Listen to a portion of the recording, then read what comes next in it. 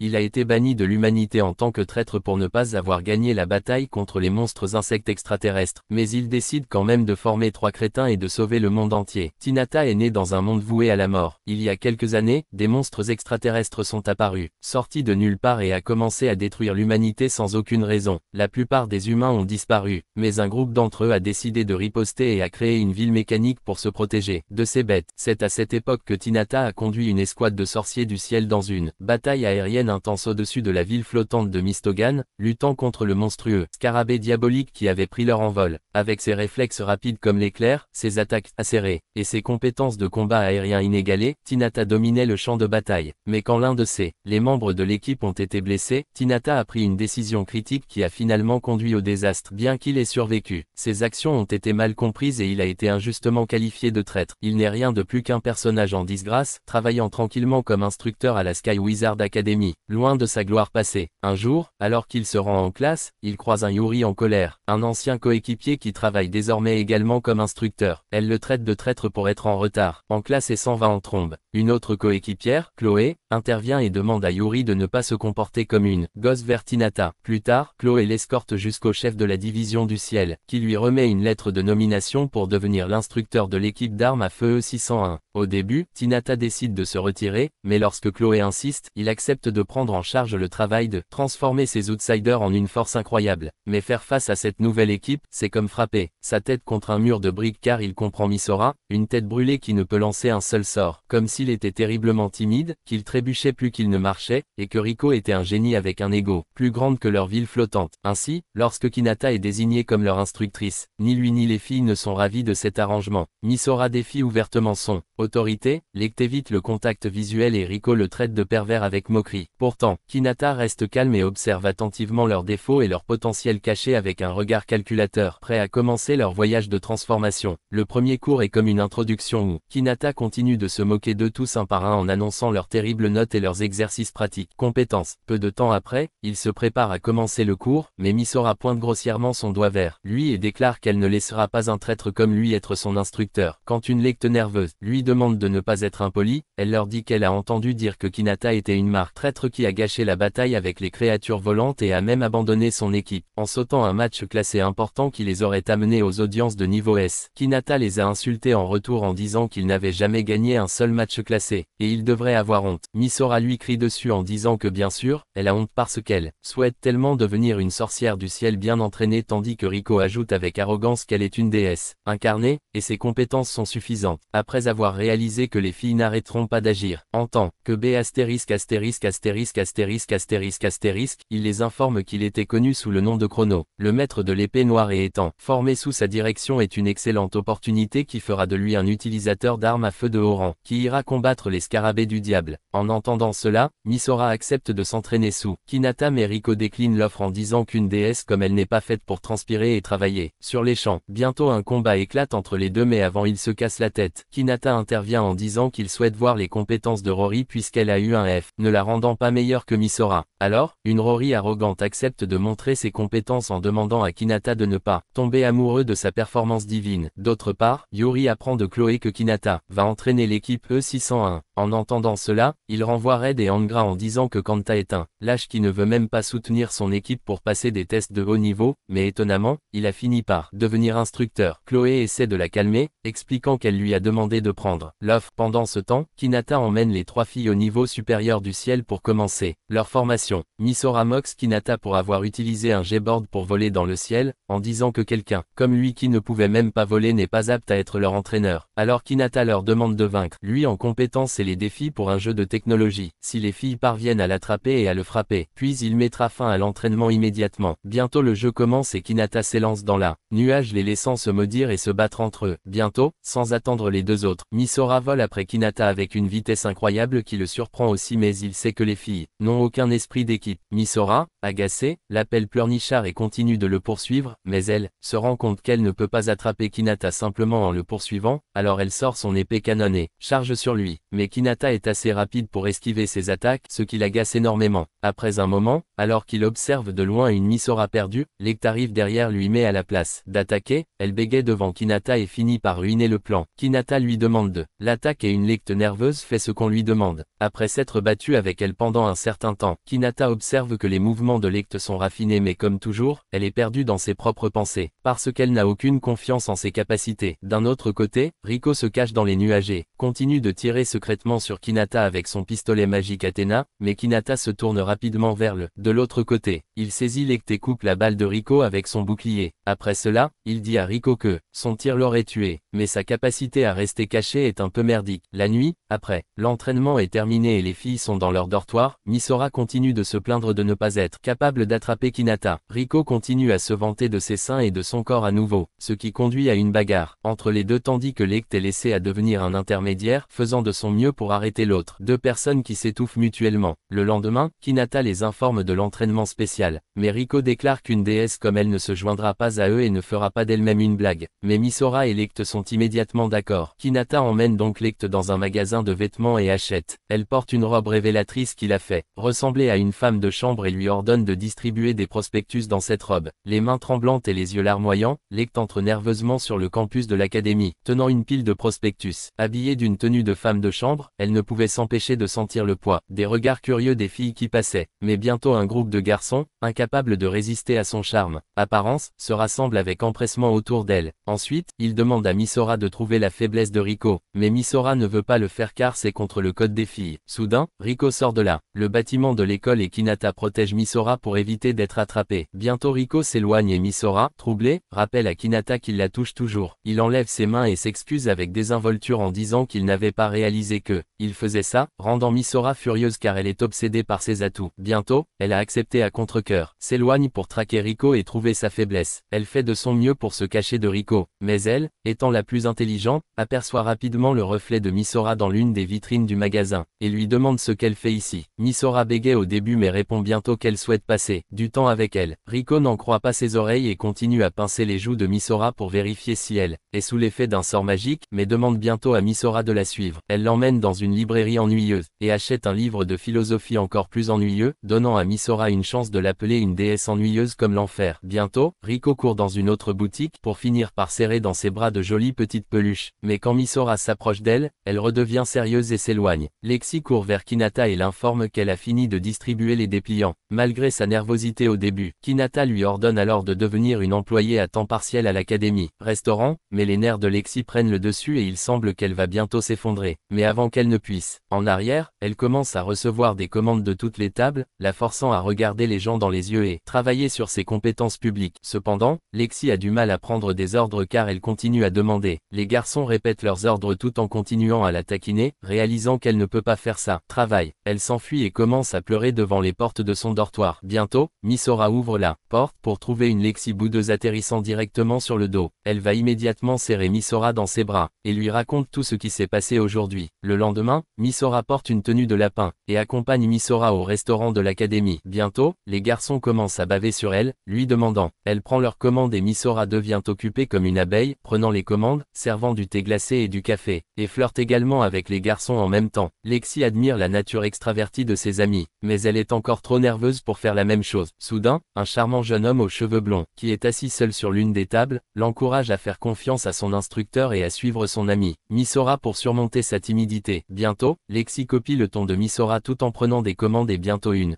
vague de confiance traverse son corps, lui permettant d'accueillir les clients, de prendre leurs commandes et parler plus couramment. Après avoir surmonté leurs emplois à temps partiel, Lexi accuse Kanata de l'avoir fait travailler dans un restaurant tout en sachant qu'elle souffre d'anxiété sociale. Kanata lui rappelle qu'elle utilise une magnifique épée jumelle magique de style Izonak qui a été créée par le grand maître Albert Izonak, et il sait déjà que Lexi appartient à cette famille, et les gens qui ont subi des contrôles stricts, formation et prouvé leurs véritables compétences ne peuvent utiliser que le nom de famille d'Albert. Par conséquent, il demande à Lexi de travailler dur sur ses compétences en communication et en relations sociales afin de se battre face à face avec l'ennemi. Puis il demande à Misora l'état d'avancement de sa mission et elle répond tristement qu'elle ne pouvait pas trouver la faiblesse de Riko. Elle a seulement observé que Riko lit des livres de philosophie ennuyeux et volumineux, mais elle aime aussi les choses mignonnes, ce qui est un peu étrange. En entendant cela, Kanata les apprécie pour leur dur labeur et leur achète achète une glace. Le soir, pendant que Kanata est dans la salle de sport pour hommes, en regardant les rapports de ses étudiants fous, Chloé se faufile à l'intérieur. Lorsqu'elle pose des questions sur Misora, Kanata répond que ses réserves de pouvoir magique sont supérieures à celles d'un rancor, mais elle est absolue. Poubelle quand il s'agit d'utiliser son épée. En classe, Kanata ordonne à Misora de changer son épée avec un canon magique de garde intermédiaire pour tirer le meilleur parti de son potentiel. Cependant, une Misora têtue commence à nouveau à agir comme une connasse et refuse de suivre les ordres d'un commerçant. Kanata lui demande d'arrêter d'être si égoïste en gaspillant son potentiel sur une épée obsolète qui est trop difficile pour un débutant, mais Misora est trop têtue pour l'écouter et elle manque immédiatement de la classe, claquant la porte au nez de Kanata. Le lendemain, Lecte est envoyé livrer du café à la cabine de l'officier en chef où elle rencontre le même beau monsieur qui l'a encouragé de se faire confiance. Après avoir échangé quelques salutations avec lui, Lecte est sur le chemin du retour lorsqu'elle voit Rico et joyeusement court vers elle. Elle demande à Rico de se joindre à eux pour l'entraînement, mais un arrogant, la déesse cosplayeuse refuse de participer à tout ce qui la fera transpirer et travailler dur. Les larmes aux yeux, Lecte dit que Misora ne vient pas à l'académie depuis quelques jours et elle ne sait pas quoi faire sans elle. Mais cette arrogante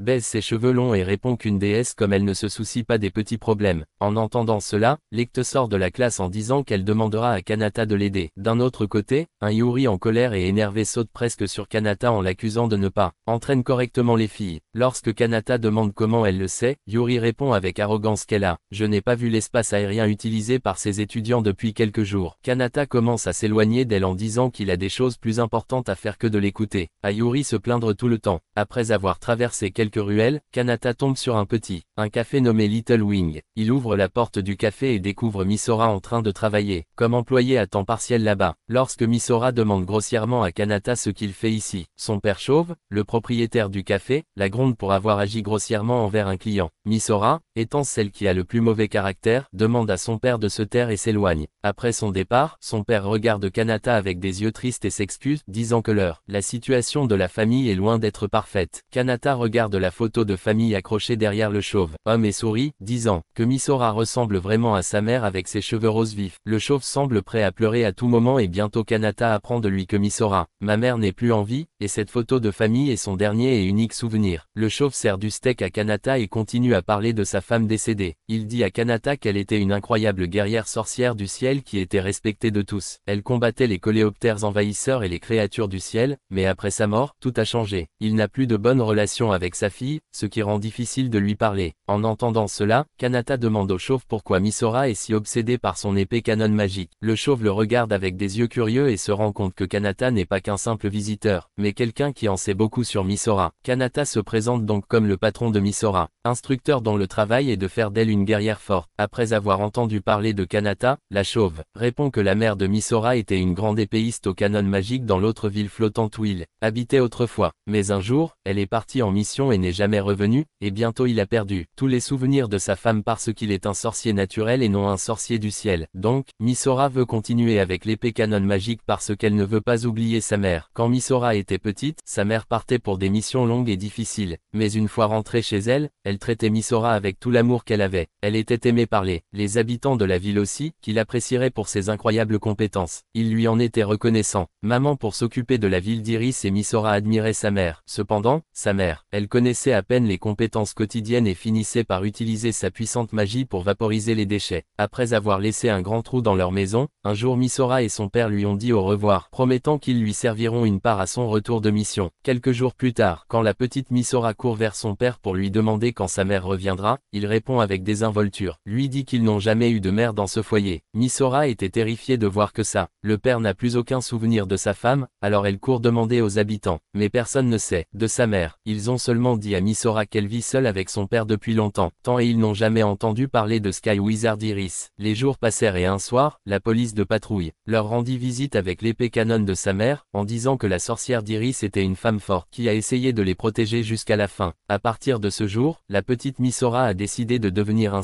sorcier comme sa mère et garder ses souvenirs vivants. Plus tard, Kanata rend visite à Misora qui est en colère avec elle-même pour ne pas être capable d'utiliser correctement l'épée de sa mère. Il la suit jusqu'à la colline de l'espoir, où se trouvent les tombes des sorciers du ciel mort et Misora visite cet endroit tous les jours. Il demande à Misora de faire vœu à sa mère et d'abandonner immédiatement son épée, et Misora en colère lui crie dessus pour avoir toujours agi comme s'il savait tout. Mais Kanata ne le sait pas, abandonne et il continue à lui rappeler rappeler que sa mère a toujours voulu sauver le monde. Son dernier souhait était de protéger les gens qu'elle aimait et non l'épée canon magique. Donc si elle reste têtue, son risque de mourir augmentera, et bientôt les gens l'oublieront aussi. Mais quand il réalise que Misora veut vraiment s'entraîner avec l'épée de sa mère, il lui dit de promettre à sa mère qu'elle deviendra meilleure qu'elle et protégera les gens et elle-même. Le lendemain, Lecte est heureuse de revoir Misora, mais Kanata s'immisce dans leur petite retrouvaille et déclare qu'ils serviront du café en maillot de bain s'ils ne commencent pas à s'entraîner. Et un Lecte effrayé s'envole rapidement. Misora s'arrête un bref instant, remercie Kanata et s'envole. Aussi, Kanata et le beau jeune homme nommé Lyode, qui a aidé Lecte à gagner sa confiance, sont assis ensemble à la cafétéria. Les étudiants évitent Kanata, s'assurant de ne pas s'asseoir à côté d'un traître, mais Kanata ne s'en soucie guère. Lyode le félicite d'être si décontracté à propos de tout, et bientôt Yuri les rejoint aussi, disant que c'est fou que Kanata ne le fasse pas, même après avoir été détesté par toute la ville de Mistoga. Bientôt, elle regarde un tas de papiers posés sur la table, qui montrent les profils de la prochaine série d'équipes qui pourrait bientôt avoir un duel avec ses élèves. Yuri se moque de lui, disant que son équipe faible n'a aucune chance face aux autres équipes qui sont entraînées à tuer. Kanata répond que son équipe a de grandes chances de gagner, et que Yuri, troublé, s'éloigne en soufflant de colère, et Lyode court après elle pour alléger son humeur orageuse. Soudain, Riko s'approche de Kanata et s'assoit devant lui, puis comme un égocentrique fanatique, elle continue à se vanter de sa beauté et de son corps courbé. Elle dit qu'aujourd'hui, après avoir pris une douche quand elle a regardé son reflet dans le miroir, elle s'est rendue compte qu'il n'y avait personne d'autre dans le monde aussi beau qu'elle. En entendant cela, Kanata éclate de rire, en disant qu'elle est la créature la plus drôle de cette planète. Bientôt, il lui raconte leur duel avec une autre équipe, l'informant que Lecte et Mistora pourraient avoir une chance puisqu'ils s'entraînent, mais il n'est pas sûr d'elle. Riko croit les bras et son arrogance et continue avec sa punchline familière,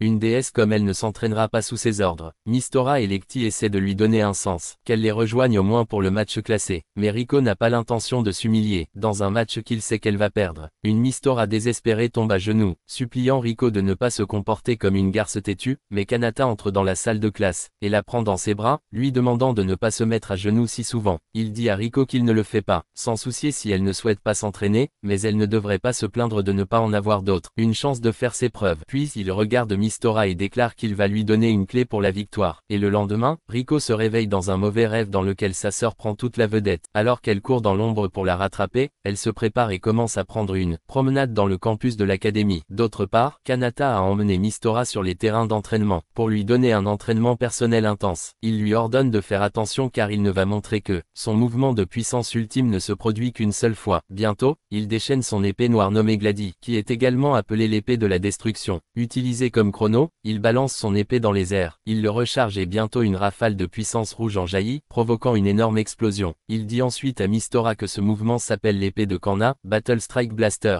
et maintenant elle va apprendre ce mouvement de sa part. Il se tient à côté de Mistora, tient son épée pour elle et continue en lui demandant de verser l'énergie de l'intérieur de son corps dans son épée. Il l'informe que ses compétences à l'épée et à la cible sont toutes deux comme celles d'un bébé, mais il ne peut pas perdre de temps de lui apprendre les bases, afin qu'ils apprennent son mouvement ultime. Lorsque Mistora demande si c'est la clé de la victoire, il répond que la victoire dépend de son énergie magique et de la façon dont elle peut l'utiliser. Bientôt, Mistora suit ses ordres et place son énergie magique à l'intérieur de son épée, envoyant une énorme vague de puissance à travers le ciel. Mais peu de temps après, elle sent une fuite d'énergie et le corps devient faible à cause du pouvoir magique. Lorsque Mistora regarde Kanata, elle voit des gouttes la sueur coule sur son nom, indiquant clairement qu'il est également fatigué. Kanata lui ordonne de s'entraîner, seulement 3 tirs par jour, et utiliser-les pour aider son équipe à gagner le match de classement. Il emmène ensuite Lexi à l'entraînement, mais elle semble avoir du mal à contrôler ses mouvements. Il lui dit que son épée est fabriquée par Albert, également connu comme le dieu de l'épée dont les descendants a travaillé plus tard à améliorer les épées. Puis il lui rappelle l'entraînement pour renforcer la confiance. Ils l'ont fait, lui demandant de l'utiliser pendant qu'il se battait avec lui. Bientôt, Lexi et Kanata sont occupés. Un bon duel d'épée et de couteau. Bien que Lexi ne soit pas en mesure de marquer un seul coup, elle fait de grandes améliorations. Pendant ce temps, Riko est occupé à observer ses camarades de groupe faire de grandes améliorations sous Kanata. Mais soudain, Kanata arrive juste derrière elle et la regarde en portant des lunettes roses qui sont utilisées pour activer sa compétence de détection, clairvoyance. Riko dit qu'elle n'a pas besoin d'apprendre la clé de la victoire, le mouvement qu'il a enseigné à Mistora parce qu'une déesse comme elle ne peut pas attendre si longtemps pour charge son épée et attaque ensuite. Kanata déclare que ses compétences les aideraient dans le tir, l'analyse, connaissance approfondie du champ de bataille et prise de décision. Les compétences qu'elle a réussi à acquérir, seules sont bien meilleures que ses capacités de clairvoyance. Il l'encourage à rejoindre l'équipe car ils fabriqueront ensemble 3 clés de la victoire. Il lui demande demande de décider si elle souhaite grimper plus haut que sa sœur ou pleurer sur le fait d'être une perdante toute sa vie. Le lendemain, Rico rejoint également Lexi et Misora pour l'entraînement. Après quelques mois, la ville de Mistogan est menacée par scarabées volants. La ville s'entoure du bouclier et des étudiants réguliers et du ciel non. Les combattants sont priés d'évacuer vers des endroits plus sûrs. Une alerte au raid aérien est émise et l'académie est occupée à faire des préparatifs pour les évacuations d'urgence. Le chef de l'officier envoie une équipe d'armes à feu sur le position centrale tandis que le E-Rang aidera aux évacuations. Kanata et son équipe E-Rang sont donc occupés à évacuer les gens et à les transporter vers des endroits plus sûrs. Après avoir travaillé pendant un certain temps, Rico demande pourquoi Kanata travaille avec des gens comme eux alors qu'il devrait être en première ligne, faire tomber l'académie puisqu'il est là. Soudain, une Lexi inquiète se calme avec un petit fille et Rico lui demande de l'emmener rapidement au refuge. Mais Kanata attire leur attention à un groupe de scarabées qui ont déjà franchi les barrières. Mais bientôt Chloé et Yuri les tuent. Cependant, Lloyd arrive en volant vers eux et les informe qu'un autre lot de coléoptères a détruit leur ligne de défense. Chloé et Yuri regardent autour d'eux pour voir que les scarabées sont entrés. Mistogan, voyant la situation dangereuse, le superviseur en chef ordonne aux E-Rankers de se préparer pour combattre aussi et ne pas laisser ces insectes entrer dans la ville. Soudain, Misora voit un groupe de scarabées s'approchant d'eux. Donc, avec un peu d'effort, elle parvient à les attaquer et Kanata la félicite pour s'améliorer à un bon rythme. Mais soudain, elle libère un blaster de frappe dans la ville, détruisant bâtiments et faire des trous dans le sol. Tout le monde commence à la blâmer et Misora, agacée, crie après, en disant que ce n'était pas intentionnel. Alors Kanata tourne son visage dans la direction où elle a également détruit le café de son père. D'un autre côté, les sorciers du ciel passent un moment. C'est difficile de faire face à un grand nombre de coléoptères qui sont déjà entrés dans la ville. Le superviseur principal se rend compte qu'ils ne peuvent pas gagner, jusqu'à ce qu'ils éliminent le commandant de ces créatures. Bientôt, elle est informée que le commandant des scarabées nommé Chimera se cache dans le bloc 24. Elle ordonne que toutes les unités soient envoyées au bloc 24 et que toutes les puissances de feu soient concentrées dans une direction. Parce que s'ils parviennent à abattre la chimère, les scarabées se déplaceront automatiquement. Reculer. Cependant, même après que les sorciers du ciel ont tué la chimère, il n'y a aucun changement dans les schémas de l'ennemi. Pendant ce temps, Kanata dit à son équipe qu'il pourrait y avoir plus d'une chimère cette fois. Bientôt, Rico met ses lunettes roses pour activer ses capacités de clairvoyance et trouver la chimère cachée. Bientôt, Kanata dit aux trois qu'ils devront vaincre la chimère eux-mêmes. Quand les filles le regardent comme s'il était devenu fou, il déclare qu'elles se sont entraînées pour survivre et ne pas mourir d'une mort inutile, afin qu'ils puissent protéger encore plus de personnes. Il leur dit qu'ils seront capables d'entreprendre cette mission et ils croient en leur capacité. Alors les trois acceptent finalement de combattre la chimère. Bientôt, ils volent vers l'ouverture de la barrière d'où les scarabées sont à venir. Kanata leur demande d'agir comme ils l'ont prévu, donc d'abord Lexi attirera leur attention. Dans un combat rapproché et Lexi continue de faire un excellent travail. Ensuite, Rico couvre depuis Misora avec son compétence de tir à longue distance et Rico fait ce qu'on lui dit. Finalement, Misora utilise ses compétences supérieures, compétences d'accélération pour approcher l'ennemi et le faire exploser avec un seul coup de blaster, et elle les attaque avec le mouvement de blaster. Mais il y a beaucoup de scarabées à gérer. Alors Lexi offre sa couverture pendant que Rico tire sur les scarabées avec son sniper. Finalement Misora lance une attaque brutale contre les tuant tous, mais soudain un monstre démoniaque frappe vers elle. Cependant, Kanata prend rapidement le dessus et sauve Misora. Il lui demande alors de reculer, s'active comme il le faisait avant et charge le diable. Comme un pro, il continue, esquive toutes les attaques de l'étrange monstre et frappe sa tête. Bientôt, un combat brutal éclate entre les deux et après un certain temps, une explosion secoue la ville. Les trois filles courent pour attraper. Kanata, inconscient, se réveille après un certain temps. Il regarde joyeusement le ciel clair et dit aux filles de se préparer à se battre pour leur match classé, puisqu'elles ont déjà gagné un vrai guerre. Après quelques jours, la foule se rassemble sur le terrain de match de l'académie pour regarder l'équipe de Kanata combattre les hauts gradés, mais au grand embarras de Kanata, ils ont perdu le match contre leurs rivaux en quelques minutes. Yuri se moque de Kanata pour ne pas avoir bien entraîné son équipe, mais il semble que Kanata ne s'en soucie pas. Moquerie après tout. Le superviseur principal appelle Yuri, Chloé et El-Layad à leur bureau pour leur demander de lui dire honnêtement s'ils ont tué la chimère l'autre jour ou non. Le trio répond qu'ils ne sont pas ceux qui ont vaincu la chimère. Le surveillant en chef leur dit que Kanata insiste que son équipe de tir E601 était celle qui avait vaincu ce monstre inhabituel. En retour, il a demandé aux les autorités de ne pas les punir pour avoir détruit la propriété publique, mais le superviseur principal a refusé l'offre et les plans de dissoudre l'équipe E601 pour que les choses restent équitables, et Kanata sera libéré de son devoir. À la surprise générale, Yuri accepte immédiatement la proposition en disant qu'un traître comme Kanata Senpai ne pourra jamais être un bon instructeur. L'officier en chef demande à Chloé d'envoyer Kanata chez elle. Bureau après un certain temps. D'un autre côté, Misura est furieux que personne ne reconnaisse qu'ils étaient ceux qui ont vaincu le monstre. Kanata répond que puisque personne ne les a vus combattre la chimère, il est tout à fait normal qu'ils aient du mal à y croire. Kanata leur demande d'arrêter de se faire avoir fou de choses stupides et se concentre sur un nouveau défi appelé Miss Gun Tournament dans lequel toutes les équipes de tir, à l'exception de celles de rang S, peuvent se joindre. Les équipes gagnantes gagneront 2 rangs entiers et recevez un équipement de pointe fabriqué par la division Alchimie et des laissez-passer annuels pour une entrée gratuité. Établissement Miss Gun. Les filles commencent à rêver de gagner le concours et acceptent de participer. Après un certain temps, Kanata est appelé au bureau du superviseur principal qui lui dit qu'il est renvoyé de son poste d'entraîneur parce qu'il n'a rien fait d'autre que prolonger leur séquence de défaites. Dissoudre l'équipe est la chose la plus logique à faire car il ne semble pas du tout motivé. Kanata n'est pas d'accord avec elle et déclare qu'il a signé comme entraîneur pour les aider à devenir les de vrais sorciers du ciel, et il n'abandonnera pas avant de l'avoir fait. La tête se moque de lui, disant qu'elle doute qu'un traître comme lui puisse former ses marginaux. Kanata lui demande de garder ses doutes à elle-même parce qu'il n'a besoin que de faire ses preuves auprès des filles. Il lui dit aussi que il s'assurera que son équipe remporte le tournoi Miss Gun afin que les autres le reconnaissent. Pendant ce temps, les filles écoutent la conversation derrière les portes, et dès que Kanata ouvre la porte pour sortir, il tombe à ses pieds. Puis il continue à lui demander à propos de la dissolution, mais Kanata ne leur dit rien et s'en va. Dans la salle de classe, après avoir appris par Kanata ce qui s'est passé au bureau, les filles deviennent silencieuses, perdues dans la tristesse. Ensuite, les filles lui disent qu'elles souhaitent devenir plus fortes, alors Kanata leur dit d'arrêter de se comporter ainsi comme des pleurnicheurs et commence à travailler sur leurs compétences pour gagner le tournoi. La bonne nouvelle, c'est que le tournoi met tous les membres sur une table rase, et les scores précédents n'ont aucune signification. Kanata leur dit alors de se préparer pour un nouvel exercice qu'ils commenceront demain. D'autre part, le surveillant général emmène Chloé, Yuri et Lloyd dans un laboratoire scientifique secret, où ils étudient la dissection des coléoptères qui les attaquent. Bientôt, ils entrent dans un grand laboratoire, avec des coléoptères morts conservés dans des produits chimiques disséqués et testés. Le scientifique en chef les salue et il se présente, puis il les emmène voir le lambeau de la chimère morte que Kanata a tuée. Cette chimère est plus grande que les chimères habituelles qu'ils utilisaient, combattaient avant. Le scientifique leur dit que ce monstre peut se régénérer pour faire plusieurs copies. Après avoir appris un peu sur les coléoptères ennemis, ils quittent le laboratoire. Le lendemain, Misora, Lecte et Rico participent à la réunion de jumelage rival de Miss Gun, où ils sont censés vaincre leur équipe rivale par un jeu de hasard. Ils jouent au jeu et obtiennent emplacement 6 dans le bloc D, et leur premier match sera avec un E-ranker. Ils s'enfuient pour dire à Kanata, mais soudain, Yuri les interrompt et leur dit que son équipe d'armes à feu participera également. L'administration de la Sky Wizard Academy lui a demandé d'aider dans une équipe de niveau. Kanata l'informe qu'ils s'affronteront probablement en finale et que Yuri devrait obtenir prêt à être vaincu. Il défie Yuri que s'ils parviennent à gagner en finale, Yuri devrait rejoindre son équipe d'armes à feu. Yuri s'en va en disant que cela n'arrivera jamais dans 1 milliard d'années, tandis que ses joues rougissantes indiquent clairement qu'elle a un énorme béguin pour son aîné. Il y a 3 ans, lorsque Yuri a rejoint pour la première fois l'Académie des sorciers du ciel en tant que nouveau venu, elle est allée voir un match entre un Kanata de rang D et des seigneurs de rang I. À sa grande surprise, Kanata a remporté le match malgré son rang bas et a également réussi à sauver Yuri d'une attaque errante. Yuri a été stupéfait de voir Kanata et lui a demandé de la laisser le remercier d'une manière appropriée, alors Kanata lui a demandé de le rejoindre dans le ciel car ils ont besoin de personnes qui peuvent être. On leur faisait confiance pour surveiller leurs arrières dans les batailles. Dans le présent, Chloé, Yuri et Leyada sont assis ensemble, discutant d'une attaque récente sur le campus, lorsque Kanata saute d'un arbre voisin et rejoint son ami de longue date. En le voyant, Yuri commence à se comporter à nouveau comme un imbécile, l'accusant d'avoir écouté comme un pervers et s'en va comme d'habitude. Chloé lui dit que lorsque la division du ciel a demandé à Yuri pour former une équipe, elle a pris un grade E. Kanata répond qu'il le sait déjà, car Yuri peut se comporter comme un rat têtu, mais elle est très honnête et responsable dans son cœur. D'autre part, Misora, Rico et Lecte s'entraînent avec de faux scarabées, mais ils ont du mal à se coordonner. Alors que Misora et Lecte sont sur le front et sur la touche pour tirer sur les scarabées, Rico ne les aide pas en tant que garde du milieu et continue de se plaindre que la position de garde du milieu lui fait mal au cou. Réalisant que les filles finiront par tuer les uns les autres comme ça, Kanata échange leur position avec Rico prenant la position d'avant-garde. Bientôt, ils recommencent leur entraînement et cette fois, Rico est performante. Elle demande, Misora surveillera l'extrémité droite, tandis qu'elle et Lecte s'occuperont des coléoptères de l'extrémité gauche. Au début, Misora est un peu hésitante, mais quand Rico dit qu'elle compte sur elle, elle commence rapidement à faire de son mieux. Puis Rico demande à Lecte de tuer les ennemis sur la droite, tandis que Misora les esquive par la gauche. Bientôt, les filles deviennent plus confiantes, et Kanata est heureuse de les voir travailler dur ensemble en équipe. Soudain, Yuri vient également avec son équipe et ils montrent leurs compétences, ce qui montre clairement qu'ils sont plus confiants que l'équipe de Kanata. Yuri regarde Kanata et d'un ton moqueur demande demande si son équipe est assez bonne pour affronter la sienne. En entendant cela, Kanata dit aux filles qu'elles peuvent ne vaincre l'équipe de Yuri que s'ils combattent ensemble comme une seule unité. Working ensemble est la meilleure façon d'être l'équipe supérieure et les filles hochent la tête en signe d'accord. Plus tard, alors qu'elles sont seules, Kanata dit à Riko qu'elle est celle qui se soucie le plus des deux autres et leur donne du bien. Instruction en cas de besoin. Riko est un peu décontenancée, mais elle continue en disant que, en déclarant des choses évidentes, les choses ne la feront pas tomber amoureuse de Kanata. Le soir, alors que Kanata est sur le chemin du retour, Yuri l'attend aux portes de l'académie. Elle lui demande de la suivre car elle souhaite avoir une conversation avec lui. Bientôt, ils finissent par s'asseoir ensemble dans un restaurant, tandis que Misora, Riko et Lecte prennent une autre table parce qu'ils traquent leur professeur et son intérêt romantique potentiel Yuri. Tout d'abord, Kanata continue d'irriter Yuri en disant que il a lu son interview dans le magazine Mistogan où elle mentionnait que son type idéal est quelqu'un de plus fort qu'elle et il croit que c'est Chloé. Yuri tape du pied avec ses chaussures, agacé, mais se calme un peu et demande à Kanata de quitter son emploi d'instructeur car ses élèves ont aucun potentiel. Cependant, Kanata la regarde droit dans les yeux et répond qu'en tant qu'instructeur, il peut confirmer que les filles ont beaucoup de potentiel. En entendant cela, Yuri se lève pour marcher dehors, en disant qu'elle paiera la facture elle-même. Kanata répond donc qu'il paiera la facture de ses étudiants sournois qui le suivent depuis un certain temps. Et Misora s'évanouit toujours, sous le choc lorsqu'elle réalise que Kanata savait qu'il le traquait comme des monstres obsessionnels. Le lendemain matin, Lecte se réveille plus tôt que d'habitude et sort courir. Pendant son jogging, elle rencontre Kanata et lui demande où en est sa formation actuelle. Elle sait qu'actuellement Kanata ajoute plus de variations à ses tactiques en leur donnant différentes positions et rôles, mais elle pense que Misora ne peut pas être une bonne avant-garde avec ses compétences incroyables, même si elle manque aussi de compétences dans certains domaines. Kanata l'apprécie pour avoir mis en avant quelques bons points, mais ce crétin la fait porter à nouveau la robe principale et demande au restaurant. Le personnel a décidé de la faire travailler à temps partiel à nouveau, et la division logistique a accepté avec plaisir. Kanata demande à Lecte de faire attention et de travailler dur car l'heure du déjeuner va être une zone de guerre pour. Bientôt, les commandes commencent à affluer et Lecte n'a même pas le temps de respirer. Cependant, elle remarque qu'elle a un cul maladroit alors que les autres employés à temps partiel sont si doux dans leurs paroles et actions. Kanata l'observe de loin et se rend compte que Lecte s'améliore également avec son travail. Il veut juste qu'elle continue à faire attention à son environnement et les résultats finiront par. Plus tard, Kanata emmène les filles s'entraîner avec les faux scarabées en ballon. Alors que Misora a du mal à en tuer un seul, Riko est rapide et efficace et semble être fait du bon travail. Lecte étant l'arrière-garde les regarde de loin, mais elle a l'air un peu nerveux. Kanata s'approche de lui et lui demande ce qui la trouble et elle répond que le rôle de l'arrière-garde est très seul. Kanata lui dit que l'arrière-garde est la dernière ligne de défense et, si elle ne fait pas confiance à ses camarades, elle se sentira très seule et impuissante. En regardant cela, Lecte se rend vite compte qu'elle doit continuer à prêter attention à son environnement, ce qu'elle ne faisait pas quand elle était l'avant-garde et Misora l'arrière-garde. Elle dit rapidement à Misora qu'elle fait un excellent travail et qu'elle est très impressionnée de pouvoir continuer à tirer tout en vous déplaçant si vite. Elle encourage Misora en lui disant qu'elle peut faire beaucoup plus avec sa magie et ses compétences incroyables en gardant ses mouvements serrés et en faisant chaque nombre de coups. Avec cela, Misora est remplie d'une confiance retrouvée et elle commence à performer mieux. Lecte apprécie également Riko pour être une arrière-garde incroyable et pour garder un œil sur tout. Avec les encouragements de Lecte, Misora est capable de tuer beaucoup de scarabées tandis que Riko est capable de lui fournir une bonne couverture et bientôt quelques coléoptères volent vers elle, mais elle se précipite rapidement. Les esquive. Bientôt Kanata vole vers Lecte et l'apprécie pour sa bonne performance, disant qu'elle a réussi le test. Après la formation, Kanata revient de la douche quand il rencontre Chloé qui ressemble à un fantôme avec des cernes. Elle lui dit qu'ils sont sur patrouille après les attaques quotidiennes contre les étudiants masculins. Lorsque Kanata pose des questions sur l'agresseur, elle répond que la seule information est que l'attaquant attrape les utilisateurs d'armes de mêlée. Bientôt Misora apparaît, demandant à Kanata d'arrêter avec son entraînement stupide et de leur donner des exercices de niveau avancé. Mais Kanata décline. Mais Kanata lui demande de rassembler tout le monde dans la salle de l'équipe de pompiers et une fois qu'ils sont là, il leur ordonne de vivre ensemble à partir d'aujourd'hui jusqu'au jour du match dans la salle des pompiers. Il veut que les trois passent le plus de temps possible ensemble, y compris en traînant ensemble. Plus tard, Kanata rattrape Yuri et lui donne un chou à la crème comme au bon vieux temps. Mais Yuri semble toujours avoir la culotte en boule. Elle essaie de lui jeter la bouffée au visage, mais Kanata lui dit rapidement que cela vient du stand de nourriture dans le parc où ils avaient l'habitude d'aller après. En entendant cela, Yuri se retient et décide de ne pas porter sa colère sur les aliments. En la regardant manger, Kanata a l'impression de revivre de vieux souvenirs. Puis il lui demande si elle est, refusant d'utiliser la lance parce que c'est lui qui l'a transformée d'épée en lance. Il a fabriqué la lance pour elle car elle avait l'habitude de reculer lors d'une attaque. Il lui dit qu'elle était impressionnante depuis le début et qu'il n'avait vraiment pas besoin de grand chose pour lui apprendre. Il lui demande de ne jamais abandonner et qu'elle ira bien sans lui. Avant Avant que Yuri ne puisse exprimer ses sentiments, une soudaine rafale de vent rompt le silence. L'agresseur apparaît, son sourire effrayant lui envoie des frissons dans le dos alors qu'il marmonne des déclarations d'amour obsessionnelles pour elle, dans un mouvement flou, plus vite que les yeux de Yuri ne peuvent suivre. Il frappe par derrière, avant de la déséquilibrer. Ses coups de fouet fendent l'air, lui laissant des coupures douloureuses et des bleus alors qu'elle lutte pour se défendre. Kanata intervient, son regard perçant et calculateur. Sortant son couteau, il anticipe les mouvements de l'agresseur, marchant chaque coup avec précision. D'un contre-coup rapide, Kanata entaille le bras de l'homme, sa lame coupant profondément. L'attaquant grogne, et se retire avant qu'il ne puisse l'attraper, disparaissant dans les arbres comme un fantôme. Yuri s'effondre, ses forces s'épuisent et Kanata la ramasse et la porte vers ses élèves. Déterminée à la sauver à tout prix, Reiko accuse Kanata d'avoir kidnappé la leader de l'équipe rivale. Soudain, Yuri se réveille et se retrouve nue avec un homme dans la pièce. Elle pointe un pistolet magique sur Kanata en disant qu'elle va le tuer. Kanata lui demande de se calmer et demande qui diable gardait des armes au lit. Reiko répond avec désinvolture qu'elle la garde pour sa sécurité, car elle ne peut pas laisser Misora la molester dans son sommeil. Réalisant qu'il est acculé par tous les femmes, il s'échappe de la pièce. Bientôt, Lecty offre à Yuri ses vêtements et Yuri s'excuse pour provoquant une commotion ici. Lorsque Yuri apprend que Kanata demande à la fille de vivre ensemble sous un toit, elle rit un peu et répond que Kanata lui donnait aussi des tâches terribles. Soudain, Kanata retourne dans la pièce en disant que les filles s'entendent plutôt bien et continue ensuite à donner. Yuri est un porte-bonheur en forme de vache. Yuri lui dit d'arrêter de faire toutes sortes de bêtises, des trucs tout le temps. Bientôt, elle devient sérieuse et dit aux filles que même si elle est reconnaissante pour leur aide aujourd'hui, elle ne sera pas tendre avec eux le dernier jour du match. Et si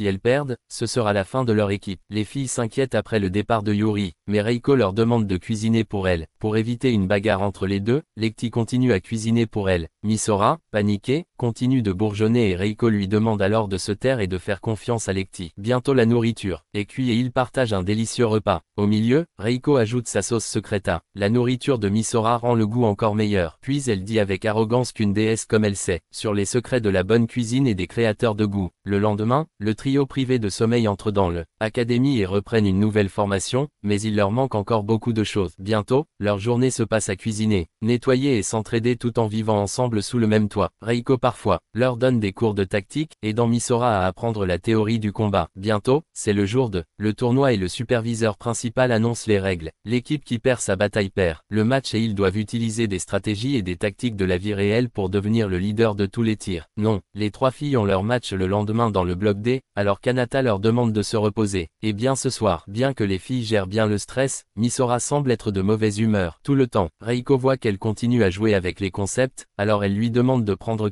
se reposer. Soudain, Lecty arrive en courant dans la pièce et les informe avec prudence que le chauffe-bain ne fonctionne pas. Peu importe combien Reiko essaie, elle ne semble pas pouvoir le réparer, mais Misora sait comment pour le réparer car elle a le même modèle à la maison. Bientôt, elle utilise ses pouvoirs magiques pour faire fonctionner l'électricité et le chauffage recommence à fonctionner. Mais Reiko lui dit que depuis qu'elle a utilisé sa magie en tant qu'énergie directe, le générateur ne fonctionnera pas longtemps et comme elle l'a dit, le chauffe-eau tombe en panne à nouveau. Mais ils ont assez d'eau pour se tremper dans un bain chaud et Lecty s'exclame-t-elle, profiter du fait que vivre ensemble est tellement amusant. Bientôt, la nature grincheuse de Misora prend le dessus et elle leur crie dessus en disant qu'ils ne se soucient pas tous les deux d'elle puisqu'ils ont déjà réussi le test, et ils ne s'en soucieront pas même s'ils perdent le tournoi. Le lendemain, la scène du tournoi est fixée et Kanata demande à Misora ce qu'elle a dans la tête. Elle répond qu'elle n'est pas assez bonne, et Lecty et Reiko pourraient aussi la quitter un jour. Kanata lui demande de se détendre et de la rejoindre. L'équipe l'attend. Bientôt le tournoi commence et Misora continue à attaquer ses rivaux sans aucun plan. L'autre équipe l'a horriblement battue avec leurs fusils et leurs lances, mais Reiko et Lecty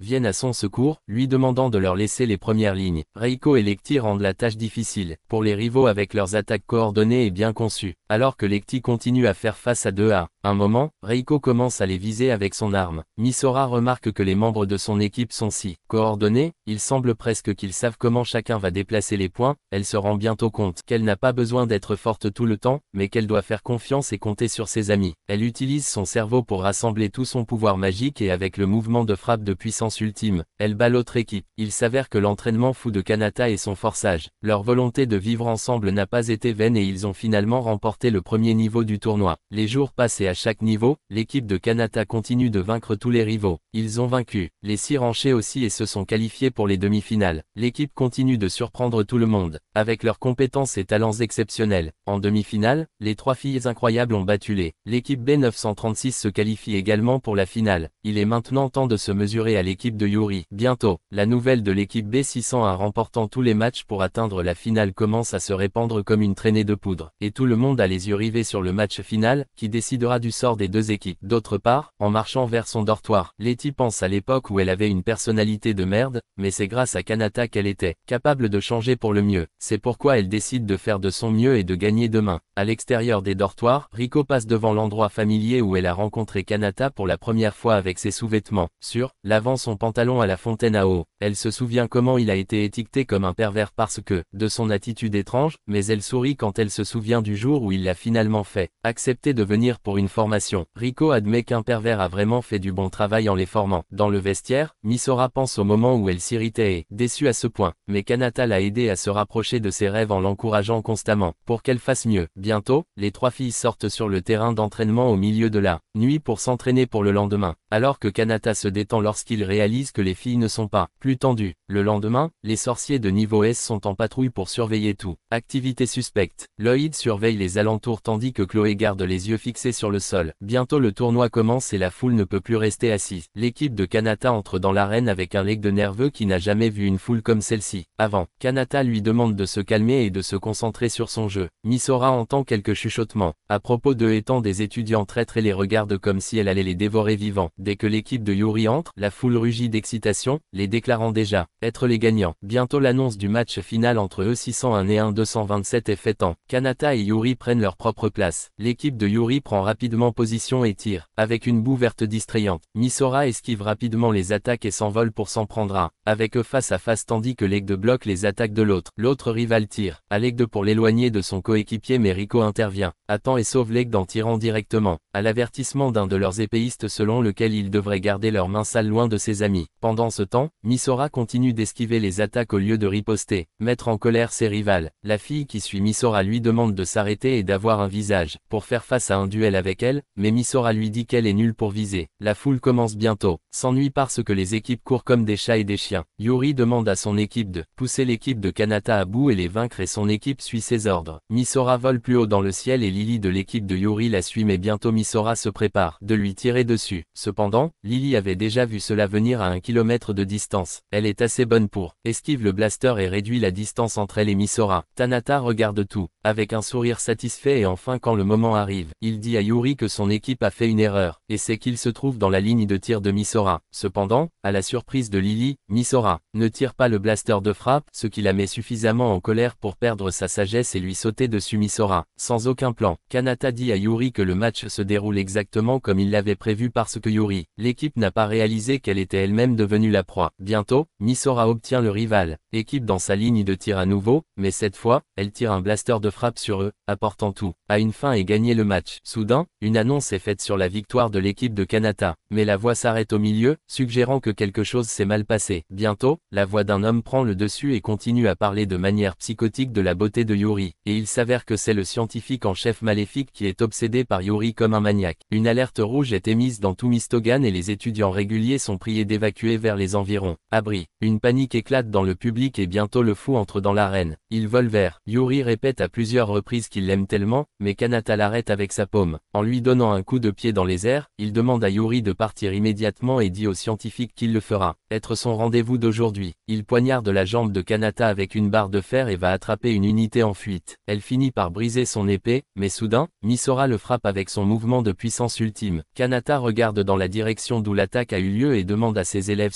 qu'est-ce qu'ils font encore ici. Quand les filles disent qu'il ne peut pas combattre cet homme seul, il répond qu'il a ses amis avec lui. Bientôt Chloé et Lyod tirent sur l'homme en indiquant qu'ils soutiennent Yuri et Kanata. Le scientifique est agacé et leur crie dessus pour avoir interrompu sa romance avec sa bien-aimée Yuri. Kanata attache rapidement un tissu autour de sa blessure et se prépare à combattre le maniaque avec ses camarades amis. Soudain, il se transforme en une créature massive et laide. Cela ressemble à un extraterrestre déclarant que personne ne peut le tuer. Chloé réalise immédiatement que l'apparence de l'homme ressemble à celle du scarabée du diable. Bientôt, l'homme déclenche une tornade autour de lui, engloutissant Yuri sous les yeux puissant de Chloé et Eliod. À l'intérieur de la tornade, le scientifique dit grossièrement à Yuri que désormais personne ne peut les empêcher de faire l'amour l'un avec l'autre. Il étend ses tentacules et enveloppe Yuri dedans, la faisant s'étouffer dans son étreinte. Et puis il jette les élèves de Kanata au sol. Quand ils essaient de sauver Yuri, Kanata se charge et Misora reconnaît l'étrange énergie puissante qui émerge de son corps. Avec un visage effrayant, il dit au maniaque d'arrêter de s'en prendre à ses étudiants préférés. Il sort son épée noire et demande à Yuri de rester immobile et de ne faire aucun mouvement imprudent. Puis il frappe le monstre bleu, provoquant une énorme explosion dans l'arène. Il dit au maniaque qu'il se sent désolé pour lui parce que les scarabées chuchotent. Avala sa cervelle, le faisant se transformer lui-même en démon. Bientôt, le démon bleu se rend compte que Kanata est devenu un voyou et l'avertit que le public perdra la tête s'il découvre que quelqu'un comme lui a aussi une énergie maléfique. Kanata lui demande de fermer sa sale bouche et continue l'attaquer à nouveau. Mais l'homme scarabée saisit ses deux bras et ses tentacules et s'en va pour lui percer le cou. Mais soudain, il est attaqué de toutes parts par les incroyables étudiants de Kanata. Lucky continue d'aider Kanata tandis que Misora et Riko sauvent Yuri. Kanata demande à Yuri de se dépêcher. Recule. Mais l'homme scarabée sort son épée et la lance sur Yuri. Mais Kanata prend la attaque contre lui-même et l'épée transperce son corps. Un Kanata ensanglanté tombe au sol et dit à bout de souffle à Yuri de courir. L'homme scarabée marche vers Kanata pour l'achever complètement, tandis que Yuri tremble de peur. Mais bientôt, les trois filles apparaissent derrière elle et lui rappellent que Kanata leur a appris à ne jamais abandonner. En regardant cela, Yuri sort le porte-bonheur en forme de vache que Kanata lui a donné. La bataille contre l'homme scarabée commence avec une détermination farouche de Misora, Lecty et Riko. Grâce à leur incroyable travail d'équipe, ils parviennent à affronter le monstre maléfique, montrant des compétences qui laissent les spectateurs bouche bée. Riko, le tireur d'élite, maintient l'homme scarabée à distance, avec son tir précis. Pendant ce temps, Lecty saute rapidement et agilement dans la tornade, comblant l'écart. Entre eux, elle charge vers la bête avec son épée, visant à le tuer. Mais alors qu'elle porte le coup, son épée se brise en deux. L'homme scarabée rit de manière menaçante, réalisant les dégâts. Il a causé, mais Riko n'hésite pas à lui ordonner de reculer pour qu'il puisse trouver une nouvelle plan. Malgré leurs efforts, l'homme scarabée s'avère être un adversaire coriace. Avec une mouvement, il déploie ses ailes massives et prend son envol. Misora, toujours vigilante, repère son. Elle se déplace et fait rapidement signe aux autres. Elle leur dit de prendre la fuite et de se retirer en lieu sûr. Alors qu'ils s'éloignent de l'attaque du monstre, une silhouette émerge de l'ombre et c'est Yuri. Elle tenait une lance que Kanata lui avait donnée plus tôt. Ses yeux brillaient d'une détermination silencieuse qui, elle passe à l'action. D'un coup rapide, Yuri balance sa lance haut dans les airs. En un éclair, l'arme transperce la poitrine de l'homme scarabée, le poignardant directement dans le cœur. Presque instantanément, le poison de la lance commence à se répandre dans son corps, l'affaiblissant. Yuri déclare fièrement que la lance qu'elle brandit n'est pas une arme ordinaire. C'est un trichel, un artefact puissant capable de couper la matière au niveau moléculaire, spécialement conçu pour faire face à des chimères comme l'homme scarabée. L'homme scarabée laisse échapper un cri final, à glacer le sang avant de s'écraser au sol, sans vie. Mais la victoire est de courte durée. À gauche, alors que la poussière retombe, le sol sous eux tremble et une silhouette commence à s'élever du terre. Le scientifique qui était à l'origine du chaos émerge pour se transformer à nouveau en chimère. Son corps se métamorphose en une silhouette grotesque. Il fonce droit sur Kanata, les yeux remplis de folie. Avant qu'il ne puisse atteindre sa cible, Yuri agit rapidement. Elle lance son trichel avec une puissance mortelle. Précision, en abattant la chimère avant qu'elle ne puisse causer davantage de dégâts. La bataille est terminée et la menace a été éliminée. Le combat étant terminé, le chef de la division s'approche du groupe. Kanata, toujours humble et prompt à éviter toute attention, s'excuse de la scène. Ses amis ne peuvent s'empêcher de rire de ses pitreries. Ils le connaissent bien, sachant que Kanata ne prend jamais le crédit de ses victoires et toujours s'enfuit dès que les choses sont terminées. C'est une caractéristique qu'ils ont fini par accepter, et cela ne fait qu'ajouter à leur affection pour lui. De retour à l'académie, la vérité sur la cause de les attaques sont enfin révélées. Les responsables de l'académie, soucieux d'éviter toute panique inutile, informaient les étudiants que le coupable était un membre du département de médecine, quelqu'un qui était submergé par le stress et qui avait recours à des mesures dangereuses. La nouvelle, bien que soulageante, n'apporte pas la récompense que l'équipe de Kanata attendait. Au lieu d'être promu au niveau de la mer comme il l'espérait, l'officier en chef prend une décision déconcertante. Elle refuse de leur donner une quelconque promotion pour l'année et la destruction des biens publics. C'est la raison. Lorsque Kanata partage cette nouvelle avec les filles, la colère de Misora éclate, et elle crie de frustration. Cependant, Lecty est satisfaite des prix qu'ils ont reçus. Avec les laissez-passer gratuits, elle trouve le côté positif des choses, en se concentrant sur les récompenses plutôt que la reconnaissance. Kanata, toujours celui qui remonte le moral de ses amis, les encourageait, leur rappelle que leur véritable victoire réside dans leur travail acharné et la satisfaction qu'ils en retirent. Plutôt qu'une reconnaissance extérieure, il regarde chacun d'eux et les félicite pour leurs efforts dans le tournoi, exprimant sa fierté pour leur réalisation. Alors que la conversation évolue, Kanata fait une annonce au groupe. L'équipe d'armes à feu aura un nouveau membre, s'ouvre, et avec cela, Yuri entre dans la salle de classe. Sa présence ajoute un air d'excitation. Kanata, toujours le farceur, taquine les filles en disant « Ils doivent prendre bien soin de leur nouveau membre d'équipe qui s'appelle le commandant vaincu, Yuri ». Sa réponse est un sourire enjoué, mais l'échange léger rapporte un sourire sur le visage de tout le monde. Après une brève série de présentations, Kanata prend la boîte à gâteau des mains de Yuri. C'est un gâteau que Yuri lui a apporté, et il suggère qu'ils le partagent tous ensemble. Malgré ses protestations, le groupe se rassemble pour ouvrir la boîte. Lorsqu'ils le font, ils sont surpris de trouver un gâteau avec l'inscription « Je t'aime » écrite dessus. Le message semble assez innocent, mais Kanata, toujours aussi désemparé, n'en saisit pas le sens. Derrière elle, au lieu de cela, il demande à Yuri laquelle des trois filles elle aime. Le visage de Yuri devient rouge, sa frustration déborde. Elle s'en va en maudissant le manque de conscience de Kanata, mais cela ne fait qu'ajouter à la nature humoristique de l'histoire. Situation. Avec tout réglé, la vie à l'académie commence à revenir à la normale. L'équipe E601, autrefois négligée et sous-estimée, est désormais reconnue comme l'une des groupes de sorciers célestes qualifiés. Leur ascension vers le sommet, bien que durement gagnée, est la preuve de leur croissance dans le lien qu'ils ont formé à travers leurs expériences partagées. Tandis que Kanata reste humble et évite les projecteurs. Ses amis savent que leur succès ne serait pas le même sans ses conseils et sa confiance inébranlable. Soutien. Au fur et à mesure qu'ils se renforcent, l'équipe fait face à de nouveaux défis, mais avec les leçons